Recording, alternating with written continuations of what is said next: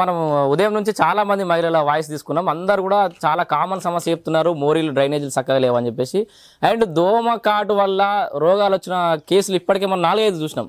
అంటే ప్రభుత్వ medical department దగ్గర కూడా ఈ డేటా ఉంటుంది ఖచ్చితంగా, డెంగ్యూ కేసు ఎన్ని వస్తున్నాయి, ఎక్కడ ఎన్ని వస్తున్నాయి అని. అప్పుడెప్పుడు మన నల్గొండలో ఫ్లోరైడ్ బాధితులు అని ఇంకొక ప్రాంతానికి ఒక్కో రకమైన డిసీజ్ ఉంటుండే. ఇప్పుడు సిద్దిపేట పట్టణ కేంద్రంలో అభివృద్ధికి మారుపేనని చెప్పేటటువంటి పట్టణ కేంద్రంలో అద్దాల మేడ లెక్క ఉంటుంది అని చెప్పే సిద్దిపేట పట్టణ కేంద్రంలో దోమకాటు వల్ల ఇంతమంది అవస్థలు పడుతున్నారు. దోమ కరిస్తే డెంగ్యూ లాంటివి వచ్చి ప్రాణాంతకమైన వ్యాధులు, అవి ప్రాణాలు కూడా పోయే పరిస్థితి ఉంటుంది. మరి ఇట్లా కంటిన్యూగా ఈ కాళ్ళలో దోమల కాటు వల్ల అనేక మంది రోగాల పాలవుతారు. వాళ్ళ దగ్గర రిపోర్ట్లు ప్రతి ఒక్కరు డైరెక్ట్గా రిపోర్ట్లనే కావాలంటే చూపిస్తామంటారు. అంత ధైర్యంగా అంత డేర్గా రిపోర్ట్లనే అని చెప్పేసి చెప్తారు ఇక్కడ మహిళలు. మరి ఇంతమంది దోమకాటు చచ్చిపోతున్నారు అని చెప్పేసి ఇక్కడ స్థానిక కౌన్సిలర్ కానీ ఇక్కడ స్థానిక ఎమ్మెల్యే కానీ ఎవరు కూడా కనికరం లేదా మరి? సో వీళ్ళు కూడా సిద్దిపేట ఓటర్లే కదా.